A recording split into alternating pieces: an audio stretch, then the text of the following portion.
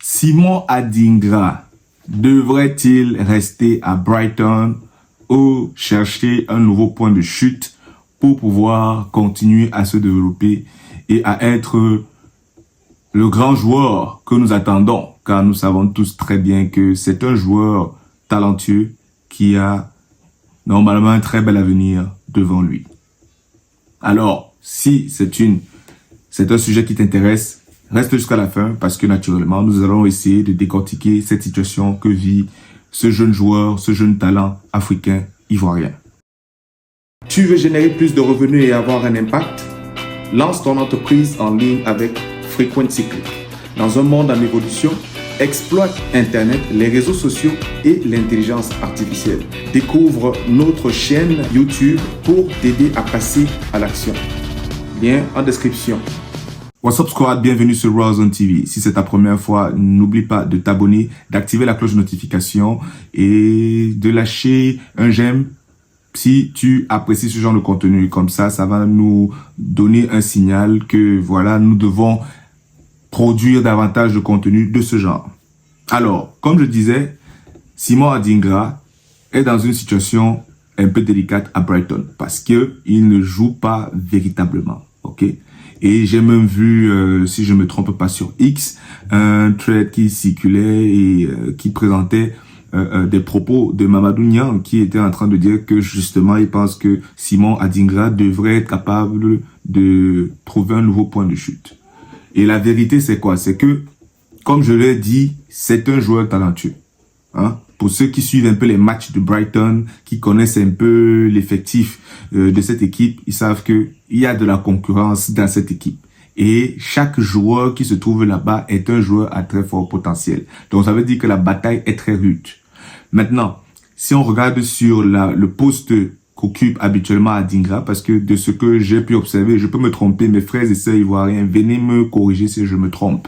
Mais il me semble que Adingra, c'est un joueur de côté. Il peut jouer aussi bien à gauche qu'à droite. Et j'ai l'impression qu'il pourrait avoir une préférence pour le côté gauche. Ou du moins, en tout cas, ses coachs, que ce soit en équipe nationale, mais surtout à Brighton, on le fait souvent jouer à gauche.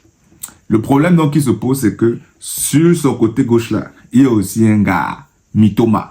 Mitoma, il n'est pas facile. Je ne sais plus si c'est un Coréen ou un Japonais, mais en tout cas, Mitoma, c'est aussi un gars, c'est d'abord son grand frère d'abord, en âge, premièrement. Deuxièmement, c'est donc un gars qui a un peu plus d'expérience et il semblerait que le coach aurait une préférence pour Mitoma, parce que Mitoma joue beaucoup plus de matchs que Adingra. Pendant ce temps, on a la fusée Minté qui joue sur le côté droit, qui est très difficile d'aller déloger. Parce que si je ne me trompe pas, il est là-bas un peu en concurrence avec March, qui, je crois, est revenu récemment de blessure. Mais comme je dis, Minté là-bas sur son côté, parmi d'abord tous les joueurs qui jouent, parmi tous ces joueurs qui sont sur les côtés à Brighton, je crois que Minté est probablement le plus rapide.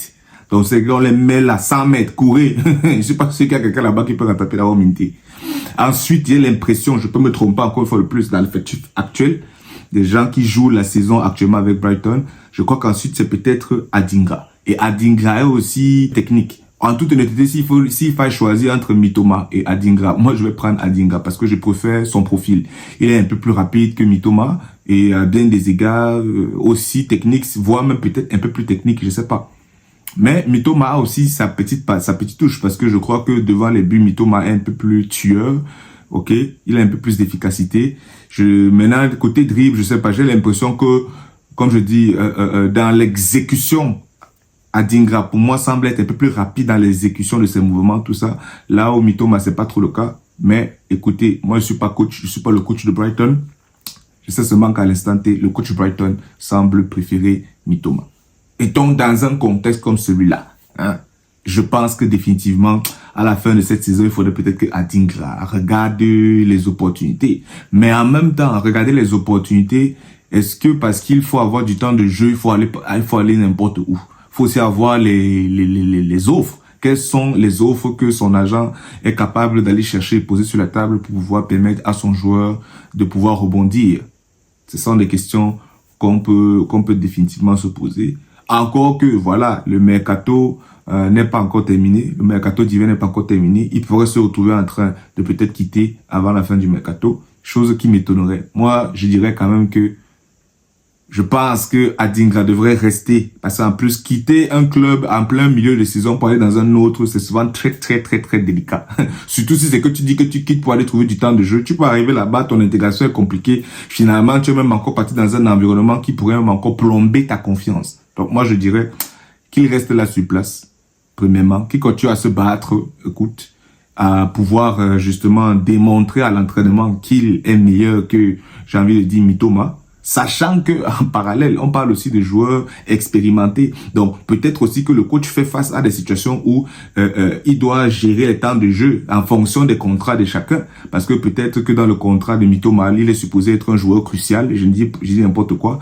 Là où peut-être que Adingra, dans son contrat, ce n'est peut-être pas ça qui avait été signé au départ. Et donc, ça fait qu'il peut avoir cette discussion-là dans le vestiaire où peut-être que Mitoma, lui, l'exige et que lui doit jouer de façon récurrente. Je ne fais que spéculer, hein. Mais en tout cas, Simon Adingra doit pouvoir se battre et jouer parce que la Coupe d'Afrique des Nations, c'est à la fin de cette année. Je pense que n'importe quel joueur africain, notamment ceux qui savent que leurs pays sont qualifiés pour la phase finale, tout le monde actuellement doit être très sérieux dans la volonté de se préparer convenablement pour avoir une chance de se faire appeler.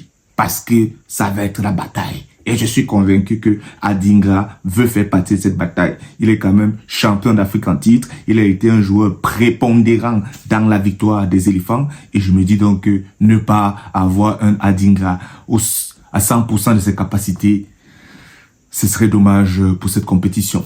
Qu'est-ce que vous en pensez, les gars? Moi, c'est ce que je voulais partager avec vous. Parce que Adingra, comme je l'ai dit, c'est un joueur que j'apprécie bien. Et je trouve dommage, voilà, qu'il n'ait pas beaucoup de temps de jeu à Brighton. Encore que tout peut se passer, hein. Mitoma peut jouer un match comme ça, il se blesse. Et voilà, maintenant, il a l'opportunité devant lui, donc maintenant, de pouvoir s'asseoir et jouer. Voilà, c'est ce que je voulais dire. D'ici là, si c'est pas déjà fait, je te recommande de suivre cette vidéo dans laquelle, justement, je passe en revue les qualifiés pour la prochaine Coupe d'Afrique des Nations. Et je vous donne, n'est-ce pas comme ça, mes favoris, mes outsiders. On se voit dans la prochaine vidéo.